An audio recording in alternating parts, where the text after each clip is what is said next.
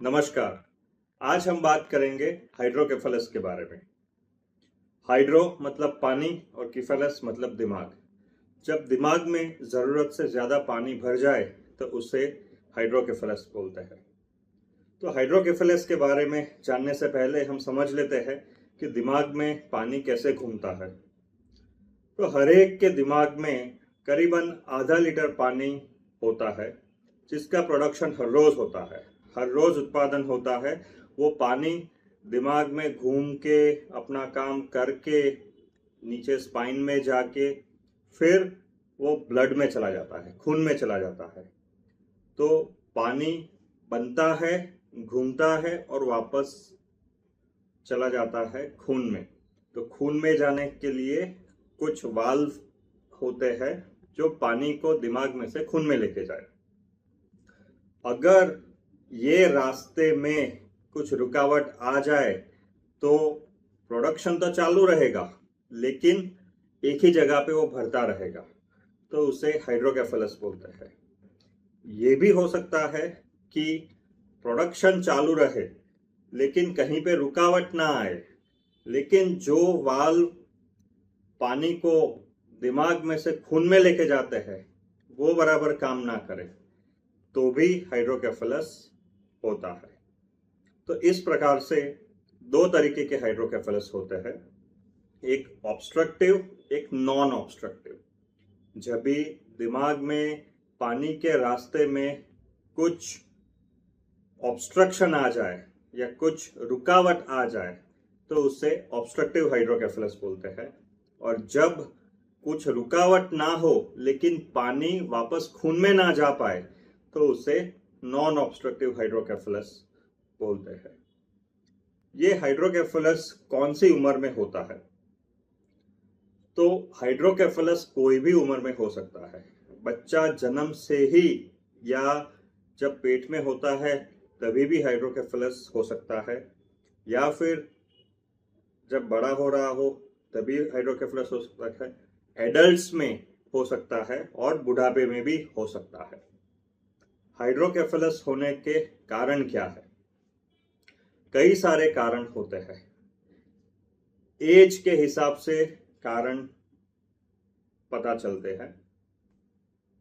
Obstructive hydrocephalus मतलब कि पानी के रास्ते में कुछ रुकावट आ जाए, ये कारण बहुत कॉमन है।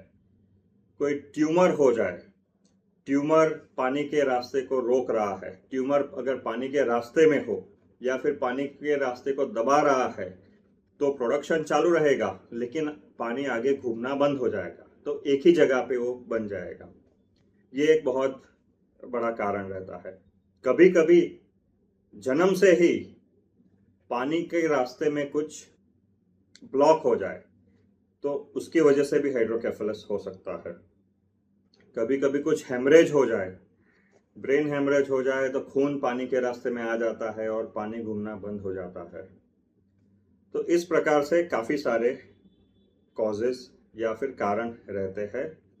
एक ऐसा भी कारण होता है जो बुढ़ापे में पाया जाता है।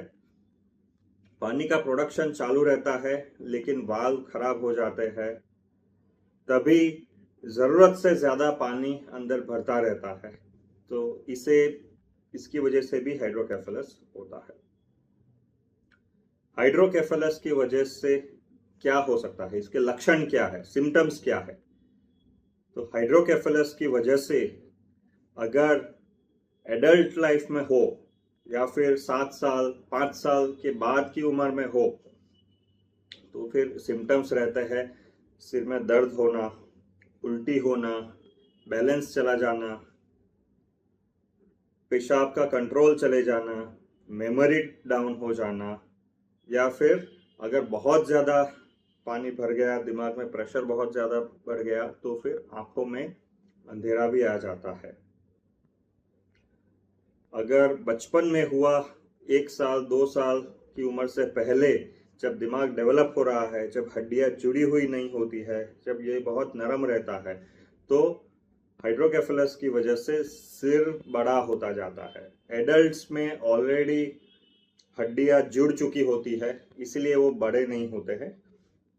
सिर बड़ा नहीं होता है, लेकिन 1 साल की उम्र या 2 साल की उम्र से पहले जब हड्डियां जुड़ी हुई नहीं होती है, तो अगर अंदर पानी भर जाए तो सिर ज़रूरत से ज़्यादा बड़ा हो जाता है। ये बहुत कॉमन सिम्टम है। और अगर बहुत ही ज़्यादा पानी भर गया तो उसका असर आँखों पे हो जाता है, आँख नीचे चली जाती है। इसे सनसेट साइन बोलते हैं, जैसे कि सूरज ढल रहा हो वैसे आँख नीचे चली जाती है। ये 1 साल 1.5 साल की उम्र से पहले होता है।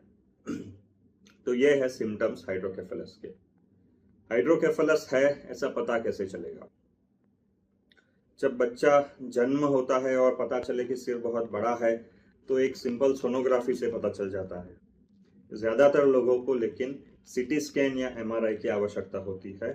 एमआरआई इसलिए ज़रूरी होता है, उससे पता चलेगा कि हाइड्रोकेफेलस किस कारण से हुआ है। क्या अंदर कोई ट्यूमर है, या कोई दूसरा कारण है, कोई ब्लॉक है, या फिर पानी खून में नहीं जा पा रहा है। हाइड्रोकेफेलस की ट्रीटमेंट क्या है?